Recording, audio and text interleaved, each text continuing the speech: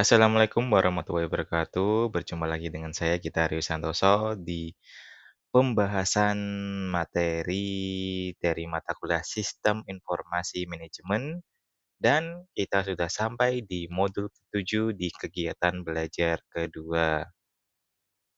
Modul 7 implementasi sistem informasi dalam bisnis. Saya mau disclaimer dulu ya, untuk materi ini saya buat sebagai media pembelajaran saya di mata kuliah Sistem Informasi Manajemen. Semoga bermanfaat bagi rekan semua yang menempuh mata kuliah yang sama. Kegiatan belajar 2, perdagangan dan bisnis secara elektronik. Kita mulai pembahasan naik e-commerce. Perdagangan secara elektronik didefinisikan sebagai penggunaan internet sebagai media untuk bertransaksi perdagangan. Untuk fitur perdagangan elektronik antara lain tersedia di mana saja, jangkauan global, standar teknologi, kekayaan informasi mengenai produk, transaksi pembayaran, dan lainnya. Informasi tidak hanya tersaji satu arah, melainkan interaktif. Biaya untuk mendapatkan informasi yang dibutuhkan relatif terjangkau. Informasi dan transaksi yang tersedia dapat disesuaikan dengan preferensi pribadi dan aspek sosial yang kuat. Derajat produk perdagangan elektronik, transaksi dan pembayaran. Mendigitalkan proses transaksi dan pembayaran. Produk lebih mudah diperdagangkan ketika produk diubah menjadi digital. Adanya distribusi menjadi lebih mudah dan murah. Perdagangan elektronik memungkinkan terjadinya disintermediasi. Disintermediasi adalah proses menghilangkan perantara transaksi dalam suatu rantai pasokan.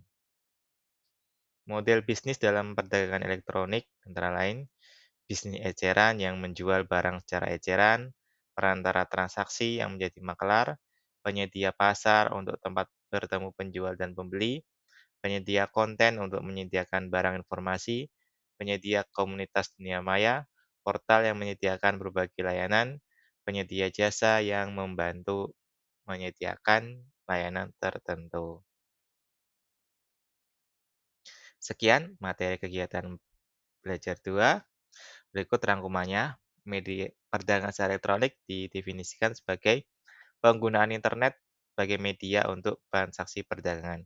Perdagangan elektronik dimulai berkembangnya pada tahun 1995 bersamaan dengan mulai populernya penggunaan internet di kalangan rumah tangga. Salah satu pelaku bisnis yang pada zaman itu adalah portal Netscape.com. Netscape adalah perusahaan yang meluncurkan perangkat internet berbasis grafis dan komersial pertama. Netscape Navigator sekaligus memiliki portal internet yang mendapat penghasilan dari pemasangan iklan.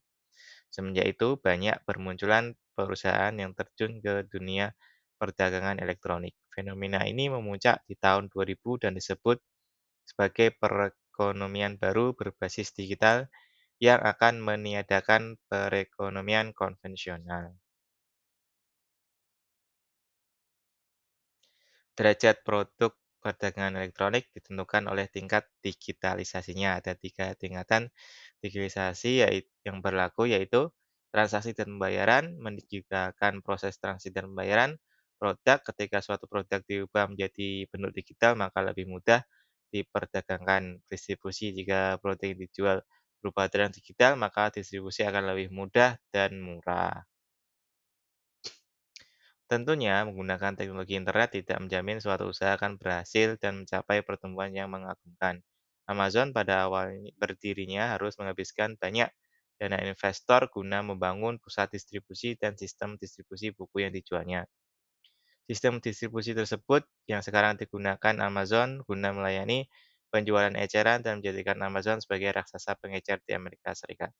Di tahun awal Amazon menghabiskan dana dari investor guna membangun infrastruktur perdagangan elektronik dan tidak hanya untuk biaya operasional.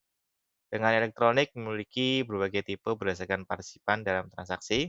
Ada business to customer, atau bisnis eceran, ada bisnis to bisnis, di mana partisipan adalah perusahaan besar dan perdagangan mencapai volume ataupun nilai tinggi. Yang terakhir ada customer to customer, di mana para partisipan adalah individual seperti contoh OLX. Berikut selesai rangkuman untuk kegiatan belajar 2. Silakan mengerjakan tes formatif 2 yang ada pada modul.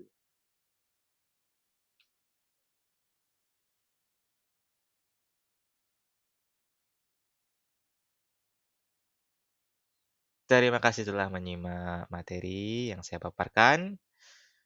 Jangan lupa untuk komen, like, dan subscribe YouTube channel saya. Mohon maaf apabila ada salah kata, perbuatan. Assalamualaikum warahmatullahi wabarakatuh.